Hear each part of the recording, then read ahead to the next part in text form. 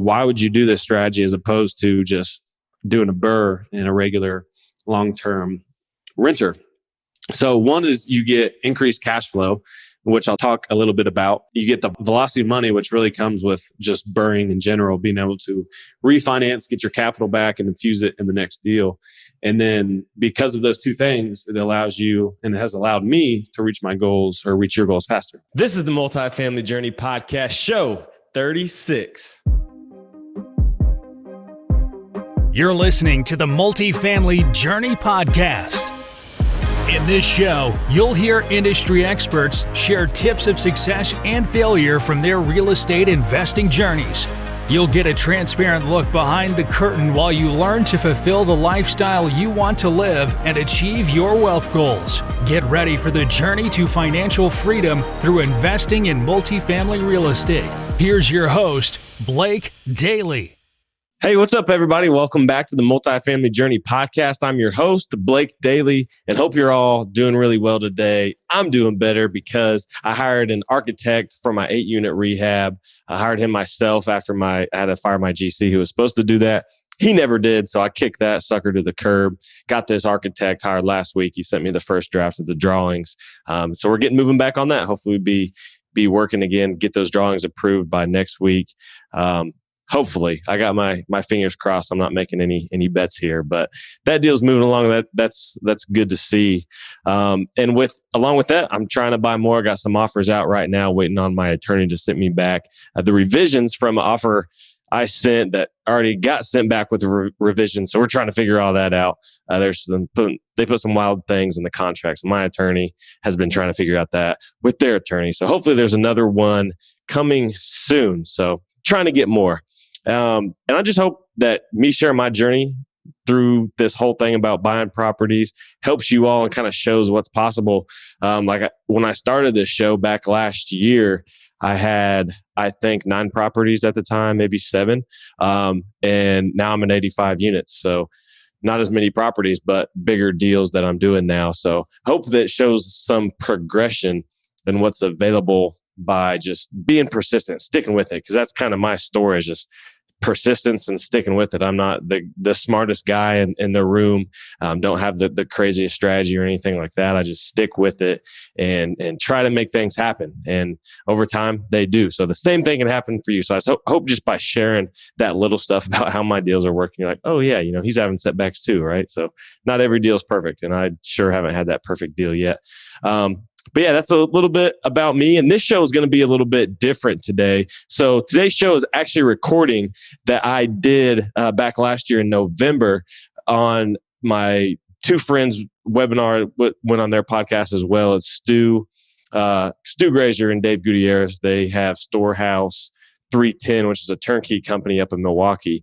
But I talked about my BRRRR-n'b strategy on their podcast. And what BRRRR-n'b is you do the BRRRR strategy: buy, rehab, rent, refinance, repeat.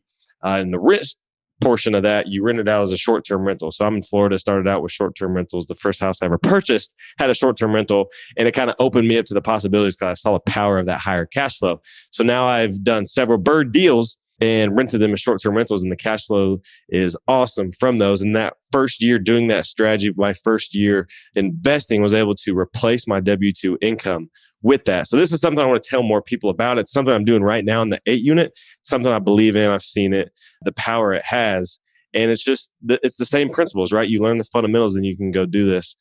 So this webinar, what I'm going to play here is a recording from it. And I break down my strategy, what a super listing is, how to set up your management systems, because people sometimes are scared of short-term rentals because they think it's too management intensive. It's not as passive, but I know people who travel around the world managing short-term rentals from a cell phone. It's that easy. You can do it from your cell phone and work a few hours a day. So we're actually setting that stuff up again now for our 8-unit. And this other property I'm looking to purchase is a 14. It's very similar, across from the beach, good location. So short-term rental potential is there. So I'm doing this right now. And the guys we had on last week are doing something very similar in a different market. So because we've been talking about this and kind of little bits and pieces have been coming out the last couple of weeks on the show, I thought it'd be good to play back where I just break down the whole strategy in like 40 minutes and show the power of it. So hope you guys like this. It'll be a little bit different show. But I think this is a really powerful strategy. So share this episode, tell somebody about it that can help them. And then for you guys out there who have liked the show, subscribe, give it a rating and review. Thank you so much. If you just pause and take 20 to 30 seconds and type a few words, that'd be huge for me. It would mean a lot.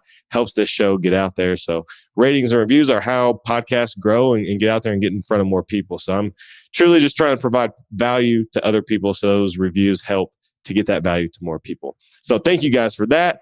And then with that, let's get in the show. What I'm going to be talking tonight about is BRRRR-bnb. So this is something that has allowed me to effectively replace my W-2 income, even though I'm, still having my service commitment to the military. But my real estate income cash flow is now over what I'm making as a lieutenant. So that's allowed, that's opened up the doors for me in a big way. And I think anybody that gets into this strategy, it really provides a creative solution, right? A lot of people talk about my market is too expensive, or I can't find a property that cash flows, whatever it is, nothing meets the 1% rule. Well, if with Airbnb or, any short-term rental platform that you're going to use, I think this really opens up a lot of doors for you to, be creative and create more income and just make more with less. So let's get into this thing. All right. So you guys can see my screen now. The slide's going. Awesome. All right, cool. All right. So this is a little bit about me. I am a pretty much full-time real estate investor. I like to joke that the Air Force is kind of like my side gig because I probably spend more hours on real estate as I do on, in the military. So also host of the Multifamily Journey Podcast, kind of my passion project I started here recently, talking about getting into multifamily and scaling and just starting in that process. And right now I have 13 units. 5 of those have been BRRRRs. 3, and I now have my 4th under just closed on Friday of BRRRR-nbs. And like I was talking about, replaced my W-2 income in just 12 months. And day to day, I'm principal at Growthview Properties, and we're syndicating large 100+ unit multifamily properties. And a lot of, the BRRRRs before that helped me get into that. And then like I talked about, founder of the multifamilyjourney.com, where I talk about getting into multifamily, and then the podcast as well. So a little bit about me. So getting into it, like what is BRRRR-nb? So that's a new term. I've only heard of one other investor who does this or has been involved with it, Shelly Osborne. And I met her at a conference in Fort Walton. It was ran by ADPI, Active Duty Passive Income. And she said something. She was like, "Yeah, I'm fixing up Airbnb properties. It's like my BRRRR-bnb." And I was like, "Man, that's what I've been doing," but I didn't have a name for it. I just called it, doing BRRRRs and turning them to Airbnb. So BRRRR-nb is a nice little catchy phrase there. But basically, it's the BRRRR strategy for you guys that are aware of that. It's buy, rehab, rent, refinance, and repeat. But the only difference is the rent portion is you rent with short-term rentals. So think Airbnb, VRBO, Booking.com, whatever platform it is you use. And why would you do this strategy as opposed to just doing a BRRRR in a regular long-term renter? So one is you get increased cash flow, which I'll talk a little bit about.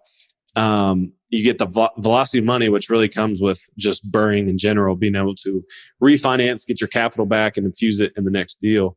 And then because of those two things, it allows you, and it has allowed me to reach my goals or reach your goals faster.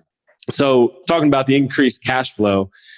So the cash flow for my short-term rentals is about 3 to 4 times that of my long-term rentals. And of course, this is going to depend on your market. But here in Panama City, Florida, has a pretty strong short-term rental market. Like I have demand throughout the year because people traveling to the beach, people coming for the Air Force Base, the area building up economically because the base is building and jobs are coming back to the area. But my long-term rentals all cash flow anywhere from 150 to 250 maybe a little bit more per door. Whereas my short-term rentals cash flow around $1,000 per month on an annual average, meaning that the high season income from anywhere from March to August is going to be higher. And then of course in the off season, when nobody's traveling to Florida, November, December, January, it's going to be lower. So talking about an annual average of around $1,000 a month. I talked about the velocity of money. So on top of making more per month, you can repeatedly use that same cash. This is why the BRRRR strategy is so appealing, is because you can, you don't have to wait for each down payment, but you can put down the amount of money on one purchase, or even use hard money or private money, any other creative finance, refinance it out, get the capital back, and put it into the next project. So that's what I mean by the velocity of money. And then because of those things, of course, you can reach your goals faster.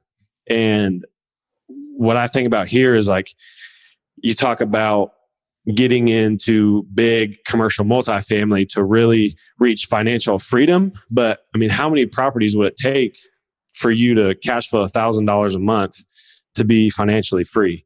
I mean, for me as a lieutenant in the Air Force, BAH included, I make about $5,000 a month. And for me, that's like 5 Airbnb properties. And that's what I have. So that's what I was able to reach my financial freedom number, if you will. And that's like net cash flow. So thinking about how many properties it would take you to get there wouldn't be many, right? I'm sure for many of you. So it's just a super powerful strategy to get where you want to go faster. So talking about how the process works. So of course, in BRRRR, the first step is to buy. And the key here is that it's imperative to get a below market deal, because you have to have equity in the deal to be able to BRRRR it. You can't go in and add value if there's no value to add. So like with any BRRRR, you still have to find a good deal and make sure that the numbers work to be able to get into it. Next, first R is the rehab.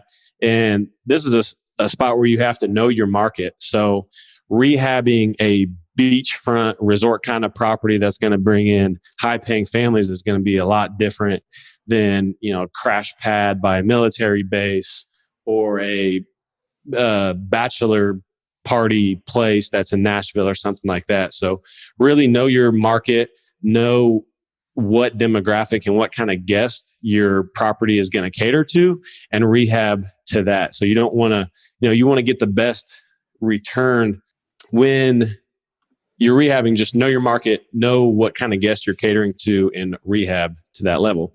And then rent, I highlighted this in a different color because this is really where you're going to see a lot of the difference. And this is where you're going to list it, get the listing on Airbnb or that short-term rental platform, rather than, list on Zillow or whatever and find a long-term renter. So this is where you have to go create your Airbnb listing and know the things that are included. And this is where I'll spend most of the time talking, because this is where you're going to find your biggest difference in the BRRRR-'n'b strategy. Refinance also does have a little bit of a caveat. So you're going to need to find a lender who will lend on a short-term rental property. So, we'll get into this more, but banks usually want to lend on a property and see the lease and know what rent's coming in. And, they're going to calculate their debt service coverage ratio off of that. So what I've used to get around that is commercial loans and with a local community bank. So I'll talk a little bit more about that, but just keep in mind, commercial loans are probably best with this, because I don't think Freddie and Fannie are going to lend on a short-term rental property.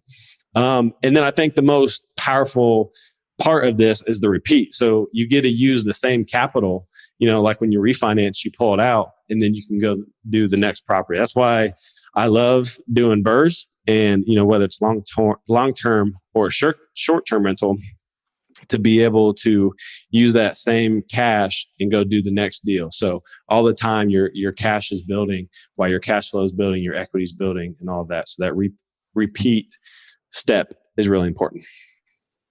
So let's talk about where the differences begin. And I alluded to it's mostly in that rent step. So the furnishing fundamentals, because this is where you're going to start out. You're not just going to rent out a bare bones place. You're actually going to have to furnish this place, make it look nice. And if you notice, like, all these pictures are from my properties, my actual short-term rentals. So this is one of mine here in Panama City.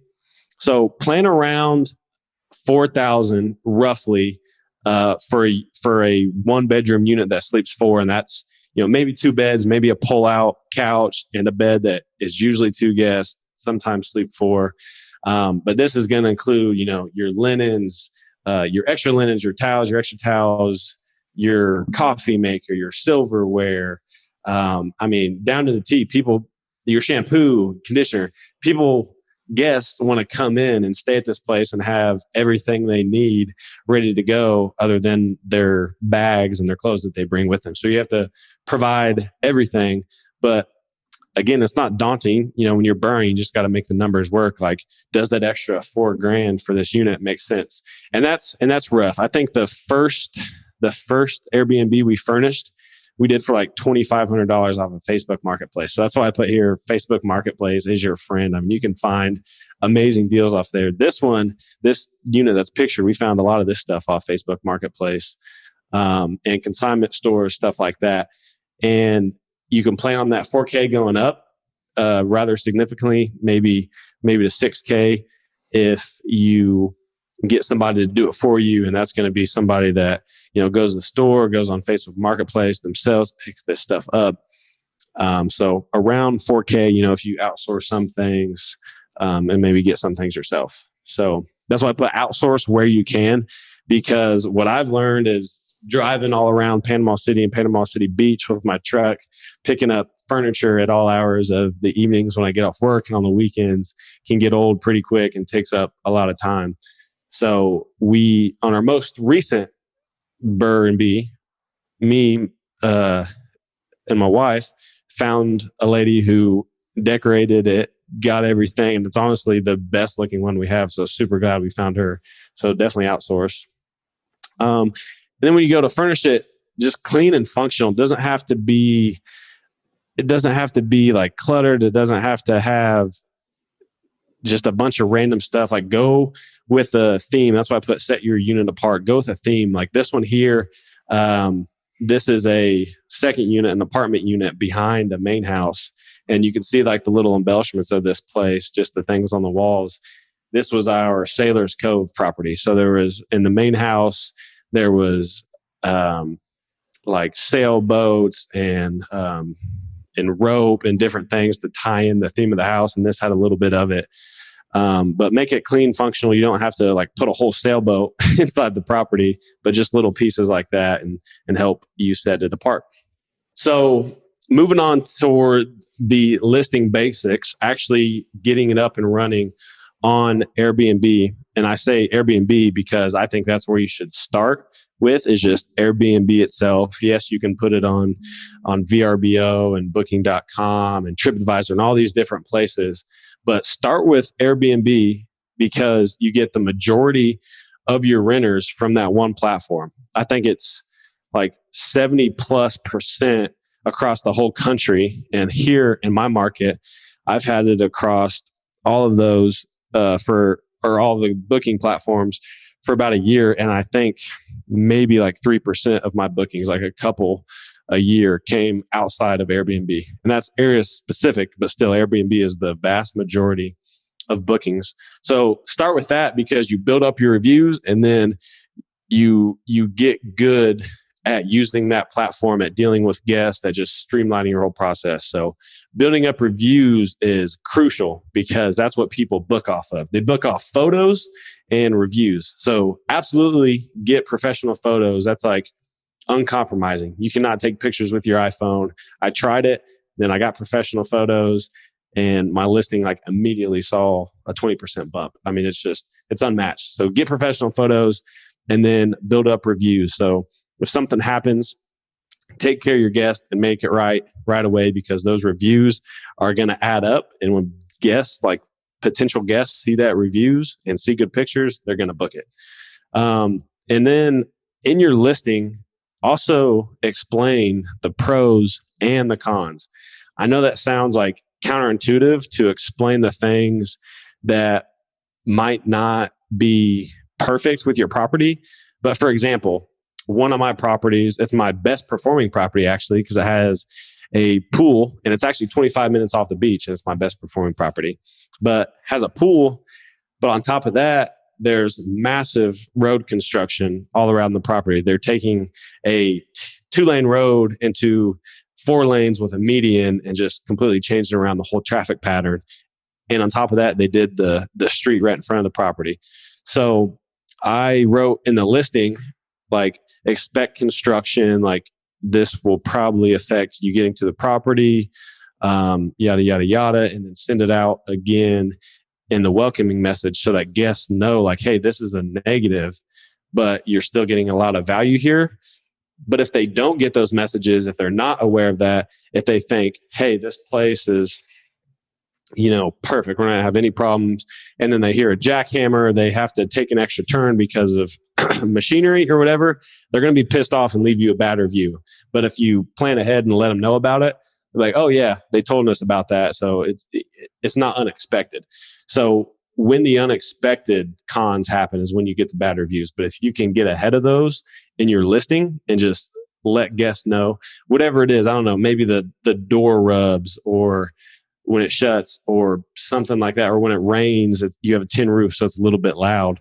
If you call those out, it's gonna make a big difference when the guest actually experiences it. And also be clear and concise in your listing and the explanation of the space. So a good example is I have all my Airbnb properties are a main house and a extra unit, whether it's detached or attached. So I'm very clear in my listings. Hey, this is how you access one unit. This is how you access the other. A family can book the whole place. I'll talk more about this later because this is one thing that sets my properties apart. But a family can book the whole place separately, or 2 different guests can book the whole place together. So I make that very clear, like, hey, the driveway might be a shared space, yada, yada, yada. So that when they get there, they expect it and it's not an unexpected negative when they do get there. And then also just use every section. Like Airbnb gives you other things to note, and this is where you call out those things, or you'd say, hey, left you a bottle of wine, yada, yada. And then they also have like travel directions at the very bottom. And this is where you can add in like Uber codes and get kickbacks, which I've done.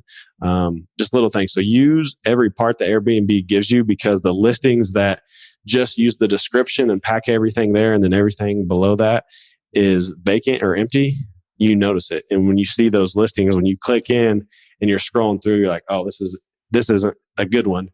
And then your booking conversion goes down. So basically on your listing, it's just like, it's a big funnel. So you want a good header and pictures to get people to click on it. And then when people click on the listing, they want to see, all the amenities spelled out, clear and concise, the pros and cons, the reviews, all of that. And that's what's going to convert them to book. So anything that kicks them out, you're lowering your conversion rate. And then really that over time is going to hit your revenue. So think of it as a big funnel, like what a guest want to see and how do you convert those guests or those future guests into guests. All right. So let's talk about the short-term rental management systems. These are all things I've either used or use currently.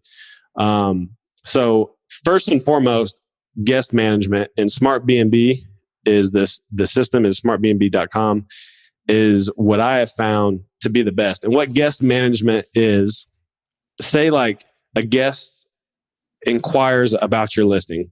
There's a pre-recorded message that you type out that has customizable fields that it pulls from the guest.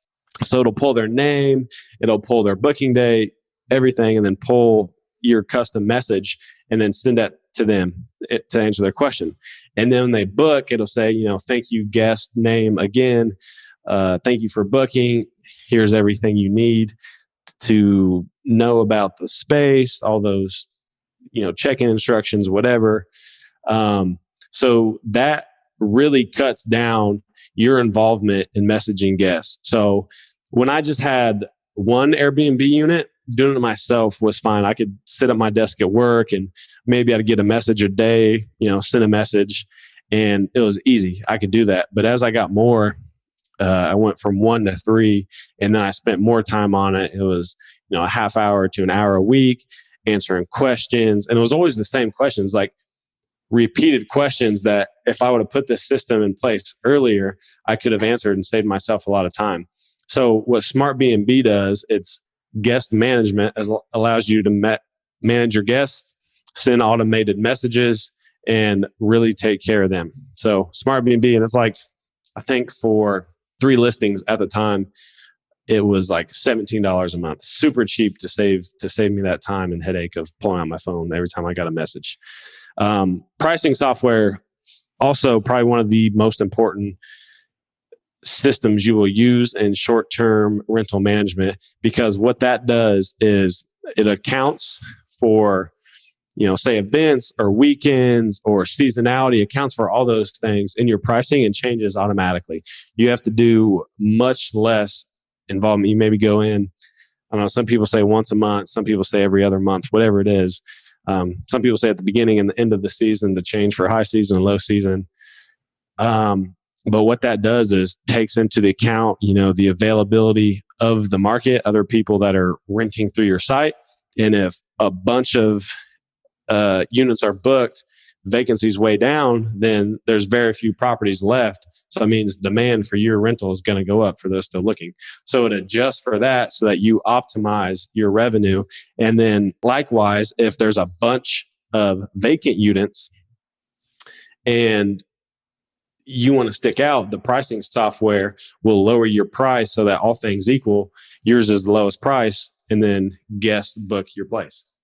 So yeah, pricing software is super important. Once I got that in, I saw a big jump as well. So Smart B&B really helped my time and streamline. And then Price Labs is what I used, and Wheelhouse is another one.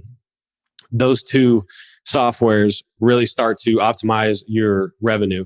And then IGMS is another one of those, helps optimize occupancy and revenue as well by syncing all your listings on one calendar. So say if somebody, like if you get to the point where you're on Airbnb and VRBO and Booking.com and TripAdvisor, if somebody books for, today, November 11th on Airbnb, it'll block off the other calendars and it'll keep that one centralized calendar in one location. So that really helps you to keep track of all your listings, prevent double bookings, and just optimize your revenue that way too. So super important. And then getting into talking about property management in the short-term rental space, you're generally going to see, you are going to see that rate a lot higher because property managers are spending more time, more effort, more personnel on managing your unit because they're using all these softwares and all this time to manage your guests, optimize your revenue, and lower your vacancy. But what I've seen here is that a good property management company, oftentimes, and that's without you using any of these things. If you're just doing it yourself, you're just on Airbnb, what I've seen is those property managers that charge 20, 25%, will oftentimes, you'll see your revenue go up by 20 to 25%, hopefully 30%. So because they add all this efficiency in so that when you bring them on, yes, your expenses are going up, but your revenue is also going up so that you're netting about the same amount of money. But look at that. You just got property management and you're much more hands off. And I can attest once you get property management, life is much easier. I've put all mine on property management in September, and man, it's been nice. And I'm actually, at the bottom here, that's the company I use is Plushy Host. So they have, and there's a few different companies like this, but they're the best one I found, that they have tiers to where you can pay 15% for certain aspects of the service, and then you can pay that 20% for a more premium service. And I elected to go the 15%, and I actually got a multi-property discount. So I'm at 13%. So I actually pay 13%. And when I tell people I pay 13% for property management, they their jaw drops. Like, how do you pay that little?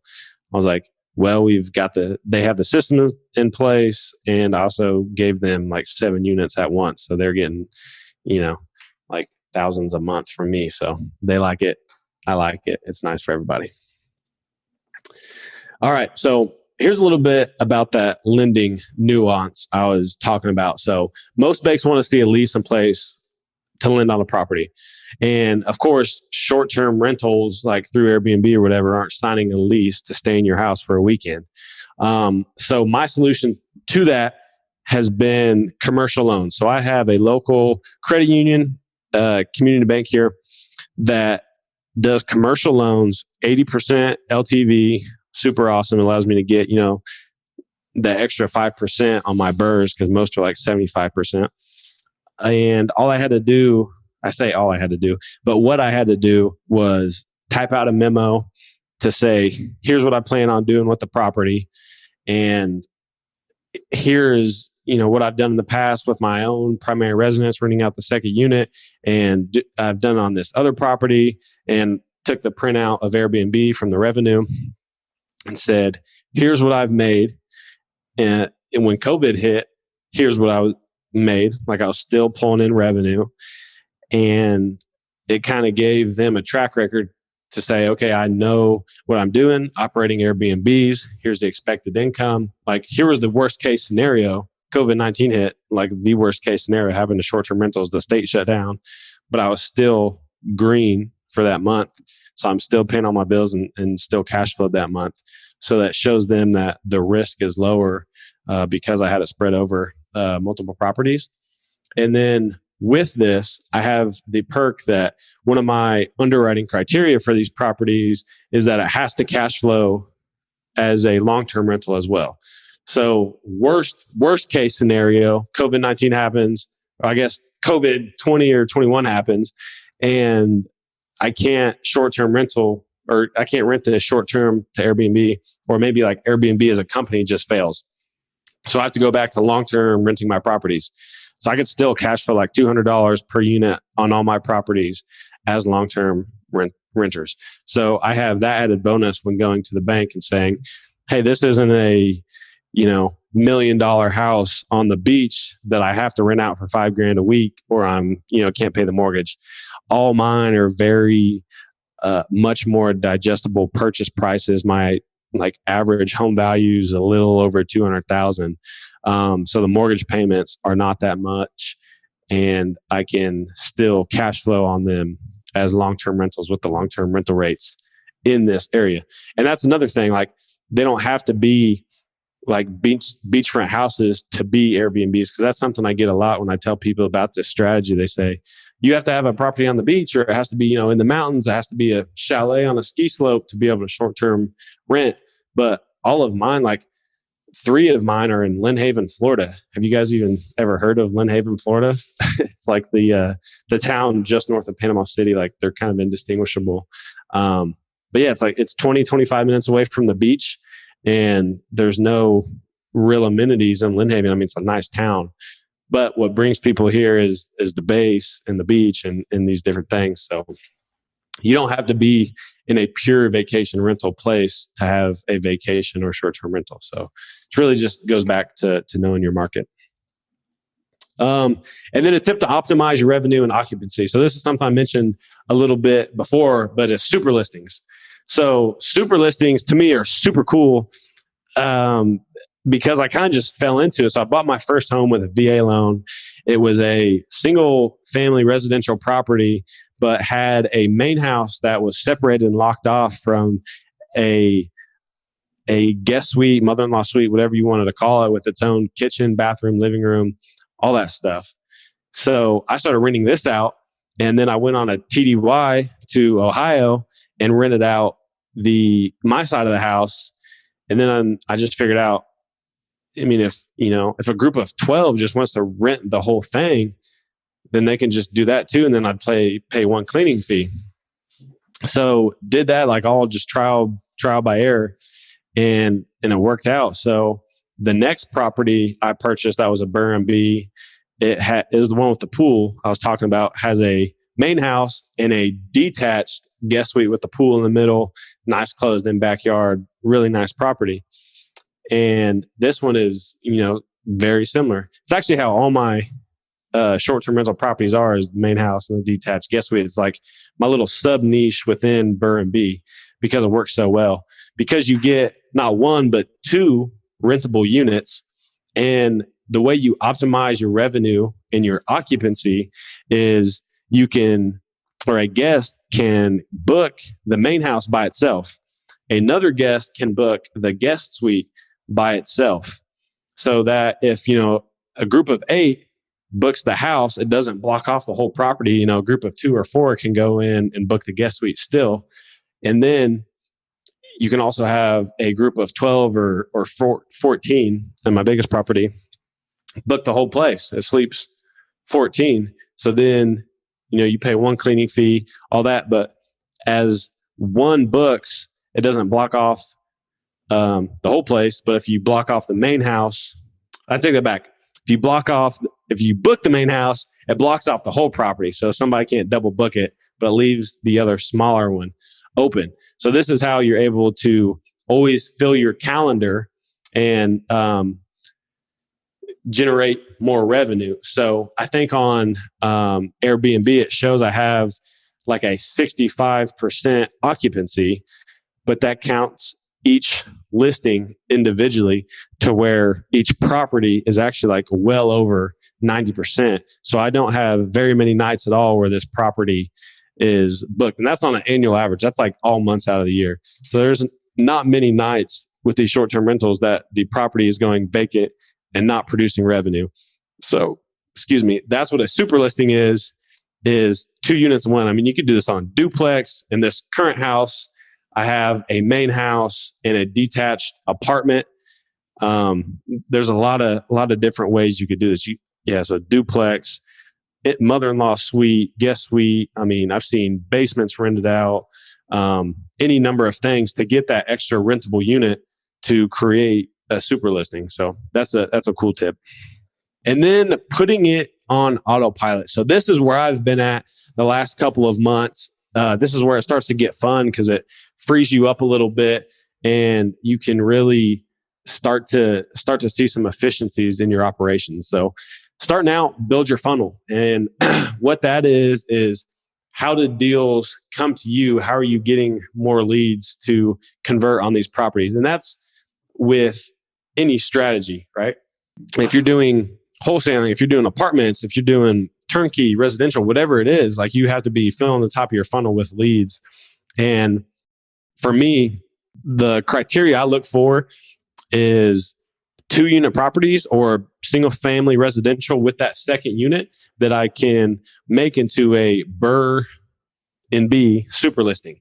That's what's worked for me. That's what I've been able to make $1,000 per month per property on, is because it has the added revenue of that second unit. So that's what I look for. And just recently, the house I closed on Friday was from a guy out of Eglin or Holbert, one of those other bases further down the Panhandle in Florida.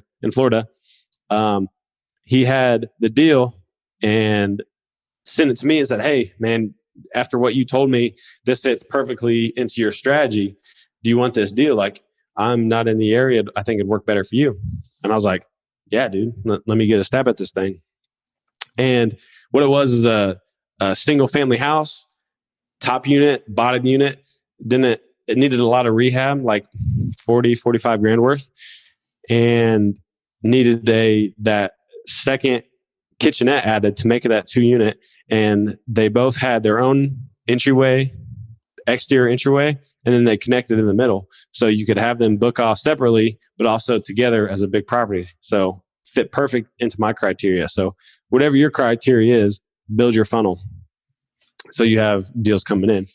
And next is 5 good contractors or a GC, because you're going to need people at scale and to really put this on autopilot to do the work. You can't swing every hammer and really reach efficiency and grow if that's what you want to do. So me and my wife, we've done rehabs ourselves, and I've just learned that I like when other people do it better. Let's just say it that way. I'm not the most handy person. Find a good GC. The next is make a lending relationship and to build your loan package. So I talked about the local credit union. Me and that lender have a really good relationship, have done a handful of deals now, and he knows my criteria. So he knows if I send him a deal that, first of all, it's going to meet my criteria, I'm going to understand it. And now that he's done, he's seen my loan package, he's seen what I've been able to do and seen it in operation. He knows that I can execute on that strategy. And at this credit union, because it's a smaller bank, like he has a lot of say in that. He takes it to the board and they vote, like, does this loan get passed or not? And I have a person on the inside who I have a good relationship with, or at least that's how I feel about it. He could be like, man, this guy's got another BRRRR-n'b. What the heck are we lending on? But it seems like a good relationship. He keeps lending on him. Next is find your furnisher. Talked about this more at the beginning. So on this most recent house, used the VA loan a second time, moved in here. This is a live-in BRRRR-n'b and has the detached apartment. We had somebody rehab that, somebody furnish it, somebody list it. I mean, we got this thing up and running with very little effort. So this was our first unit that was like fully on autopilot. The plane was just, flying itself. And that was really cool to see. But with that furnisher, she's the one who went and got everything on Facebook Marketplace and, got the decorations and put everything in there, decorated it, just made it look fantastic. One, I think it was our best looking property, pictured the best. I mean, just because that's like what she did for 2 weeks, she definitely like earned every dollar I paid her. Was awesome. And doubled the cost. I think it was maybe a little under doubled it. It was like $4,800, maybe $5,000 for her to furnish this full like 900-ish square foot apartment, 1 bedroom, 1 bathroom, but did an awesome job. Worth every penny because it saved me time from running back and forth. So if you're going to do something, definitely if you're going to do this, definitely pay the extra money. Take it from somebody who's furnished them himself and had other people do it. It's well worth it to have somebody else professionally do it. Makes it look a lot better and makes it easier. And then hire property management. So I think this was a big, what do I call it, hurdle for me, because I thought, I'm going to be giving away 20% of my revenue, right? But that was before I looked into how they optimize. They use price slabs and they use smart BNB and they use IGMS so that they really make your operation much more efficient and much smoother, so that you actually your top line is more. Sure, you add expenses, but your top line is more, so that your net is similar. But think about the headspace and the time you get back to go do what it is that really got you into real estate in the first place, to open you up to spend time what you love doing. So once I hired a property manager, my life became so much easier. I definitely think it is worth the expense and worth the time to onboard them and get them to know your properties, because just the productivity you get back is super important. Okay. So I wanted to put a little sample of my earnings from Airbnb on here, because when I tell people, like, I was making $10,000 a month, like the whole high season, I get like the big eyes and like, what? And on here, actually, March, April, May, June, had Air Force people that were on TDY paying the per diem rate in the property with the pool and the 2 units. So they alone were paying $9,000 a month. So add like $9,000 to March, April, May, and June. So that the income, it has been amazing there. And that's why I say it's opened so many doors. And this is from my Airbnb account where I own the listings. So this just counts the 3 out of my 7, because the other 4, the property manager owns the listings and created those and everything. So wanted to put this as one of those, tangible things. Like this is what you can do. This is no like smoke and mirrors thing. Like here's the actual product of all that work. So yeah, what's next? I put this on here because when I got to that point, like my whole goal in real estate was like, I have a 5-year service commitment. At the end of my 5 years, I want my real estate income to be that or greater of my Air Force income. And I did that in 1 year. I was like, man, like, first of all, it's kind of like mind blowing. Once I picked my head up and saw that, I was like, that's pretty cool. But also, like, what's next? Like, what's the point? So I think for a lot of people, like, once you get to that financial freedom number, what is it that got you into real estate? What do you want to go do? Like, if you did this strategy and had 5 properties that made you $5,000 a month net, like, what could you go do? What could you go spend your time doing with family? And then what I put down there in the bottom is just earning financial freedom opens doors. So I think if this strategy, I think it makes a lot of sense because you can get there faster, like I talked about in the beginning. And once you achieve that cash flow, kind of the sky's the limit for what's next. So I think this is a super, super powerful strategy. Glad I got to come on here and talk about it. And I think the next slide is just my contact information. Yep.